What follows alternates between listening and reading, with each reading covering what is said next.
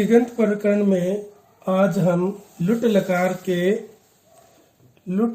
के प्रथम पुरुष द्विवचन में भू धातु की रूप सिद्धि करेंगे। प्रथम पुरुष द्विवचन में भू धातु का रूप है भवितारौ। प्रथम पुरुष द्विवचन इसकी रूप सिद्धि करेंगे। तो सबसे पहले ये लुट लकार है, तो लुट लकार का सूत्र है अनद्यतने लुट। अनद्यतने लुट,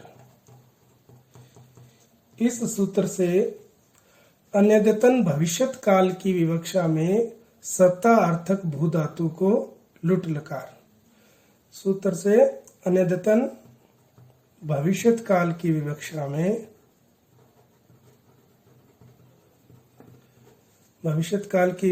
में सत्तार्थक भू धातु को लुट लकार। तो ये हो गया भू धातु को लुट लकार, भू धन लुट। अब ये जो लुट है इसका अनुबंधों का लोप कर लेंगे। ऊ की उपदेश से अजनुनासिक इत से इत संज्ञा हो जाएगी और टाय की हलंत्यम से इत संज्ञा हो जाएगी। तस्य लोप से दोनों का लोप, तो लुट के अनुबंधों का लोप, अनुबंध लोप। अनुबंध लोप कर लिया तो ये बच गया भू धन ल। अब लह परस्मयी पदम सूत्र से लय के स्थान पर परस्मयी पद के प्रत्यय और फिर उसके बाद प्रत्यादेश होंगे तिप तस झी सूत्र से। टिप तस झी सूत्र से ये प्रथम पुरुष का द्विवचन है, तो प्रथम पुरुष के द्विवचन की विवक्षा में लकार के स्थान पर द्विवचन का प्रत्यय तस, तिप तस झी, तो द्विवचन का प्रत्यय तस आदेश होगा लकार के स्थान पर।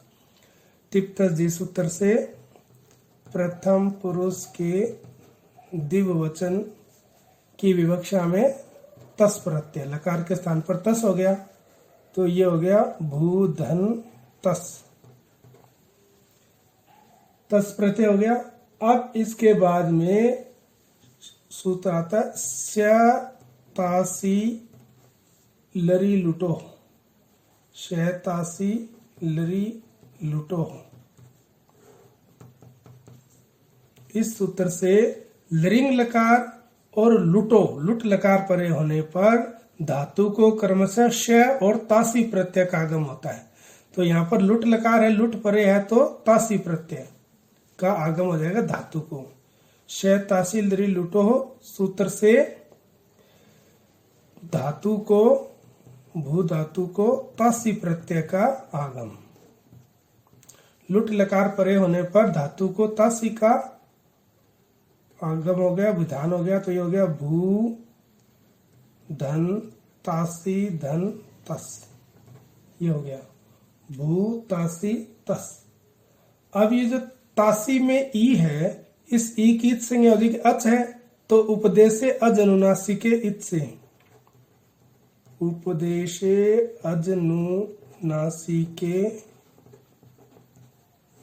इत सूत्र से ई की तासी में जो ई है उसकी इत संज्ञा और तस्य लोप से ई का लोप, इत संज्ञक ई का लोप, तस्य लोप से इत संज्ञक ई का लोप। अब ई का लोप हो गया तो ये बच गया तास यहाँ पर, तो ये हो गया भू धन तास धन तस। ये स्थिति हो गई यहाँ तक। अब इसके बाद में सूत्र आ रहा आर्ध धातुकम शेष, आर्ध धातुकम शेष। इसका अर्थ है कि तिंग और शित प्रत्ययों को छोड़कर जो शेष है, शेष क्या है यहाँ पर, तिंग तो तस है, शित है नहीं, तो तिंग और शित को छोड़कर जो शेष बच गया, शेष क्या बचा तास, इस तास की आर्ध धातुक संज्ञा हो जाएगी। आर्ध धातुकम शेष, शेष यानी तिंग और शित को छोड़कर जो शेष बच गया, शेष क्या बचा तास, तो तास की आर्धातुक संज्ञा, ताश की आर्धधातुक संज्ञा।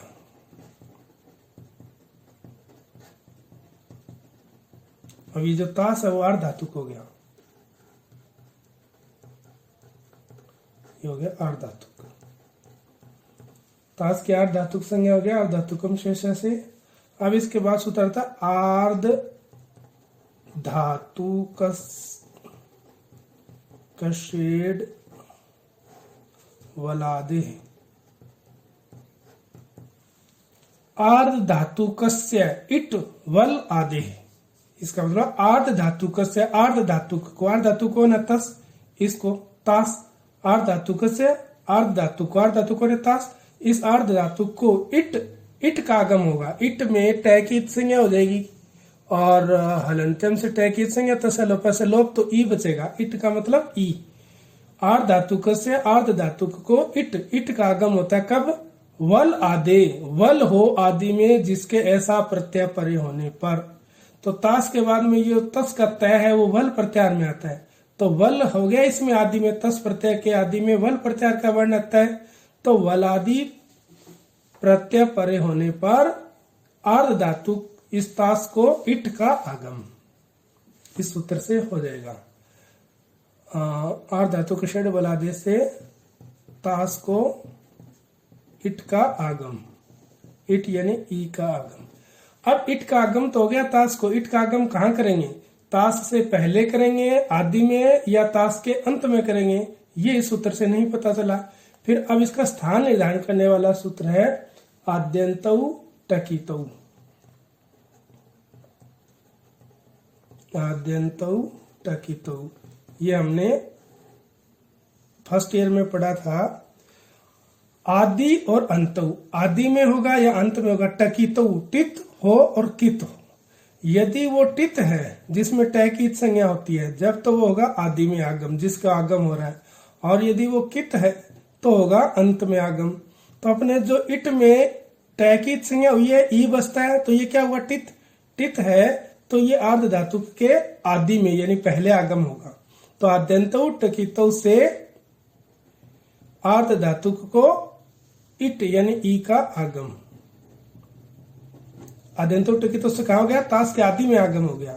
तो ये धातु और ये ताश के आदि में ई का आगम, और ये हो गया ताश और ताश। वैसे तो इट लिखो, फिर इट के अनुबंध लोप करो, टय की हलंत्यम से संज्ञा तस्य लोप ऐसे लोप, है ना। तो ये इट का आगम इस आद्यंतौ टकितौ से इसके आदि में हो गया। अब सार्व धातु कार्द धातु कयो,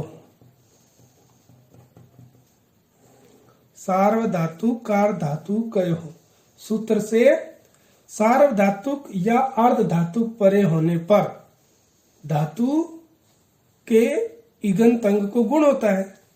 तो सार्वधातुक अर्धधातुक से अपने यहाँ पर अर्धधातुक परे है, ये अर्धधातुक परे है, तो धातु का इगंत अंग है ये भू, है ना। तो इस इगंत अंग को गुण सार्वधातुक अर्धधातुक से सूत्र से अर्धधातुक